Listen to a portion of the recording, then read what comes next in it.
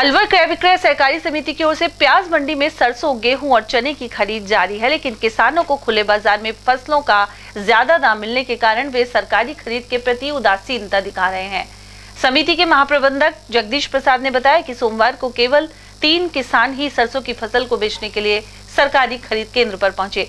उन्होंने यह भी बताया कि विदेशी खाद्य तेल महंगा होने के कारण सरसों के तेल की डिमांड बढ़ी है, इसी वजह से सरसों के दामों में तेजी आई है। इसके अलावा चने और गेहूं में भी डिमांड बढ़ी है।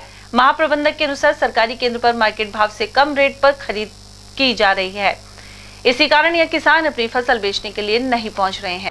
सरसों के 1161 किसानों का रजिस्ट्रेशन हुआ था, जिसमें से 823 किसानों से अब तक 827 किसानों से अब तक खरीद हो चुकी है, जो लगभग 16,842 कुंटल सरसों की खरीद हुई है। इसी प्रकार हमारे सब केंद्र है मालाखेड़ा पे, वहाँ भी हमने 373 किसानों से और 7,584 कुंटल खरीद सरसों की कर ली है। इसी प्रकार से गेहूं के 105 किसानों में 21 किसानों से हमने गेहूं की खरीद की है, 906 कुंटल की खरीद कर चुके हैं। अब थोड़ा सा इसमें यह आया कि बाज़ार में अंतर्राष्ट्रीय या राष्ट्रीय स्तर पर जो डिमांड सरसों तेल और सरसों की हुई है, उससे बाज़ार में भाव बढ़ गए और हमारे पास किसान थोड़ा लिमिट से आ रहे हैं, लेकिन हमने सबको बराबर टच कर लिया और सब किसान आने के लिए सहमति दे रहे हैं। तो 30 जून तक हमारे यहाँ खरीद चलेगी। गेहूँ तो इस बार जो वो था ना, रकबा गेहूँ का उत्पादन का वो कम रहा। अलवर ज़िले में गेहूँ उत्पादन कम हुआ। सरसों बरसात नहीं होती है, एक तो सबसे बड़ी समस्या पानी की आती है। तो पानी गेहूँ में 5 या 4 पानी चाहिए, वहाँ सरसों में 2 पानी में काम चल जाता है। ऐसी स्थिति में गेहूँ का जो रकबा है वो कम हुआ और सरसों को ज़्यादा हुआ। लेकिन सरसों अंतर्राष्ट्रीय स्तर पर सरसों की डिमांड होने से इसके भाव बढ़े हैं और हो सकता है कि ये 10 या 5 दिन में, हफ्ते भर में इसके भाव बराबर आ जाएंगे, क्योंकि पड़ोसी राज्य हरियाणा है जो अपने यहाँ स्टॉक जो था इसका हैफेड का जो स्टॉक है वो मार्केट में निकालने के प्रयास कर रहा है। उसने अपनी 5 जो सेंटर हैं उनको खोल दिया है। लगभग 2100 मैट्रिक टन सरसों बाजार में लेके आ रहा है।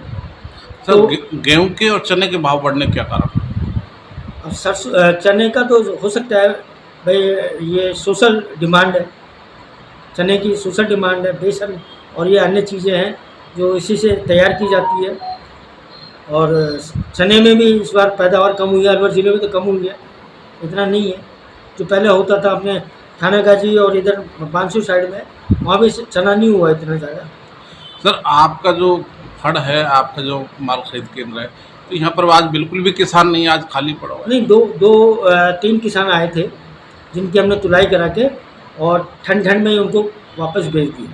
और वहीं अलवर कृषि उपज मंडी में चना 6800, सरसों 5800 और गेहूं 2500 रुपए प्रति क्विंटल बिक रहे हैं। हालांकि पहले इनके भाव कम थे।